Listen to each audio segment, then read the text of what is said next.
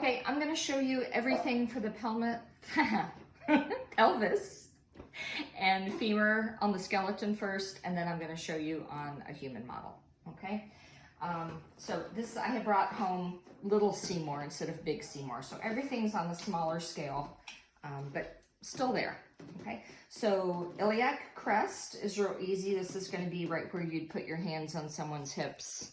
Okay, and you can follow that. Iliac Crest extends from the ASIS all the way back to the PSIS. So right here where you'd put your hands on someone's hips, okay? The ASIS, anterior superior iliac spine, this is what pokes out. This is someone's hip bone or pelvic bone that they will feel. If you have somebody who is a little bit heavier, you might want to have them lay down, because when they lay down, we're skinnier. All of our tissue kind of falls, and these might be a little bit more prominent, or it might be easier for you to put some pressure down to feel them, okay? PSIS we did in class the other day, and remember your PSIS are these parts right here. They're about 3 or 4 inches apart. So again, the number one mistake I see is people being in here and feeling the sacrum. Make sure you're far enough apart. And if you're lucky enough that your patient has little dimples right there, that makes it really easy, okay? We're also gonna do the ischial tuberosity. You have 2 ways to do this. You can have the patient lying down on their stomach, and you can just take the heel of your hand and boop. Oh, and our pelvis just fell apart. I have to screw him back together. You want to do that again, your head was in the way. I'm sorry.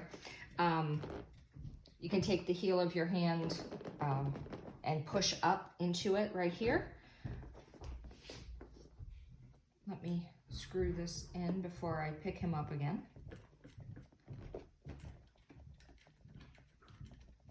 And we're not tightening very well. I will just have to be careful. If his leg falls off, I didn't do it. Don't tell on me.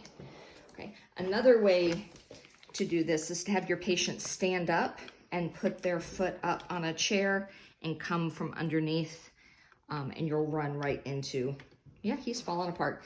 You'll run right into the ischial tuberosities. Okay.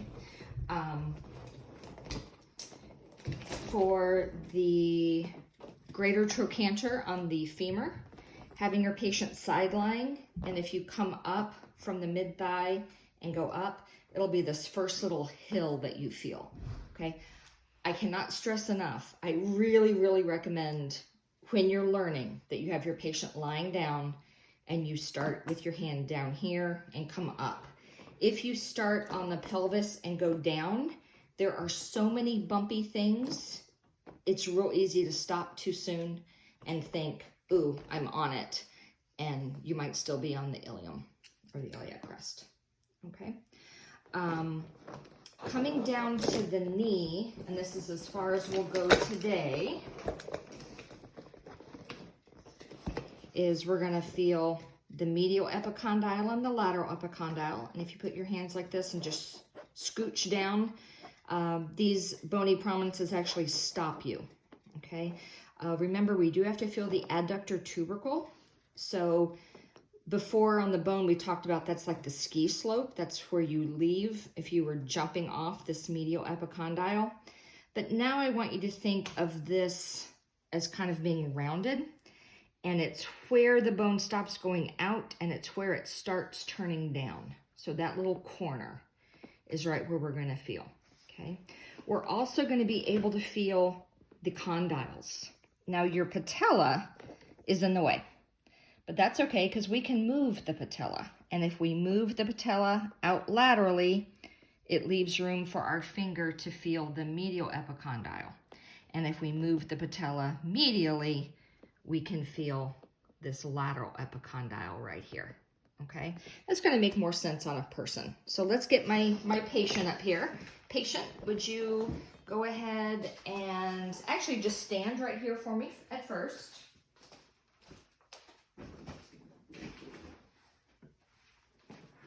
Okay, I'm gonna have you stand right here. And we're gonna start with the iliac crests. And the iliac crests are right here, and you can push down into them, and there they are, okay? Now, the ASIS, I happen to have a very slender patient here. Don't be creepy with this, okay? You do not want to come at your patient and go, can I feel your pelvis? Okay, yeah, she'll do that or she'll run, okay? So take the heel of your hand, and I usually just show on myself, I'm gonna feel your hip bone right here. Is that okay? Mm-hmm. Okay, heel of my hand, I have a general idea of where it is, and now I can go, oh yeah, there it is, and bring it down to one finger, okay? PSIS, do you mind if I roll up your shirt a tiny bit? No. Okay, turn with your back, right here. We're gonna roll up. Where's the shirt? Here, can you hold it like that for me? Okay, and I'm gonna bring this down just one little bit, just like that. Okay, so she has little dimples right there, which is just very nice of her, just a slight indentation. So I'm on her PSIS right now, and hers are very easy to feel. If I was having trouble, again, my fingers would go on the iliac crest. I'll lift up your shirt a little bit more. Here. There we go. Okay. And now my thumbs, I'm going to use kind of as windshield wipers. Okay. And I'm going to make little circles. And again, I'm about 3 inches apart, 3 to 4 inches, depending on your patient's build. And I'm feeling, it's almost like a little knuckle is poking out at me. So little circles are the best way to find this. If your patient is just wearing their shorts or their pants, it's usually right under where their waistband is. Okay, so you will have to roll down until you get good enough to feel through clothes. Okay, ischial tuberosity. Go ahead and lay down on your stomach for me, please. Wait, stomach? Stomach. In your stomach. Okay. Do you mind if I touch your behind? No? Okay. Okay, lay all the way down. Okay, so I just recommend getting in and getting out on this one. You don't stay there forever. And come down here. Come down here. Oh. Thank you. So all you're gonna do is, again, with the heel of your hand, no grabbing, no cupping, please no cupping. And you're just gonna take the heel of your hand and you go boop, and you're gonna run into the bone. And that's it, okay? Whatever you run into back here, that's it. That is your ischial tuberosity. Okay, patient, do you mind standing up for me? And turn around. And I'm gonna have you just kind of put your knee just right here, just like that. Okay, now this is another way to do it. And can you see? That's okay. Okay, I'm gonna take the heel of my hand and I'm gonna come straight up. Okay, anyone who's ever a cheerleader, this is how you get lifted. Okay, somebody puts the heel of their hand right there. Okay, can you come back like straight behind me? Yeah. Look how medial I am. Okay, if you're out here and you push up, I'm definitely gonna feel something. That's her femur. Okay, you really do have to be very medial to feel this. Okay, if you're out here, you're probably on the greater trochanter of the femur. Okay, I will leave your butt alone. Can you sit up on the table with your legs out in front of you, please? Perfect. Okay. Oh, actually, I'm sorry, lay on your side. We have to do greater trochanter. Either side, doesn't matter. Lay all the way down. Oh. All the way on your side. Lay on your side. Oh. Lay on your side. There you go. You're fine.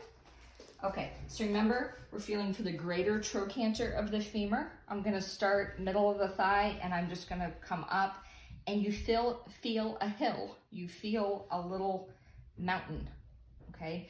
Now, double check, bend this knee for me, okay? The bend of her hip is right here, okay? So I know I'm on the femur because I'm below where her leg is bending, okay? If I started from up here and I went, ooh, first hill I feel, that would be here. Bend your knee. Okay, her hip bends there. I'm still on the pelvis. Okay, so that's a really good check. You have to be distal to the bend of the leg. Okay, that is the greater trochanter. It'll roll back and forth, same way to the greater tubercle did. So I could find that. Relax your leg for me. and I could rotate it just like this, okay? And I would feel it clicking back and forth under my fingers. So that's also a check to know if you're on the right thing. Okay, we're gonna go down to the distal end, back on your back, please. And you can sit up or lay down, whichever you would like. Okay, so we're gonna feel for the medial and lateral epicondyles. I'm gonna go zoop, and I'm hooked.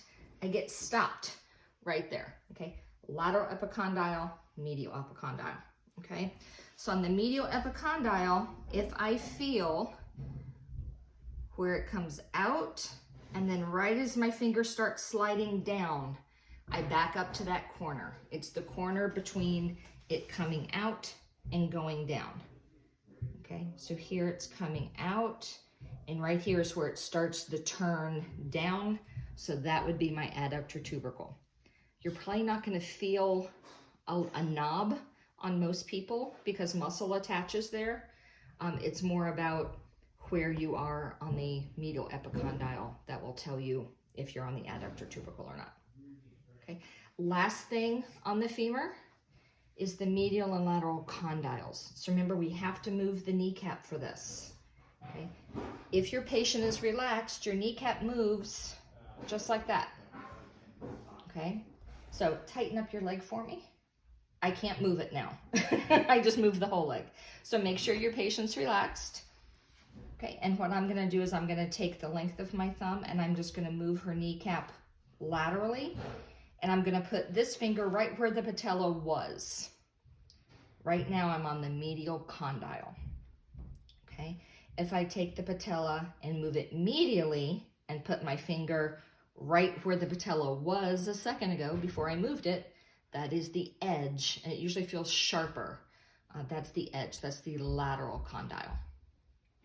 Okay, so again, you have to move the patella, okay? And some people's patellas don't move very well. Don't freak out. You're not gonna dislocate their kneecap unless they have a history of dislocating their kneecap, in which case ask them if it's okay for you to move their patella, okay? But if I move it over to the side and put my hand where the patella was, medial condyle. If I move the patella, put my hand where it was, that's the lateral condyle. And that's it for the pelvis and the femur. Okay, so you've got an assignment to do, and then another video tomorrow that's gonna cover the rest of the leg. Thanks.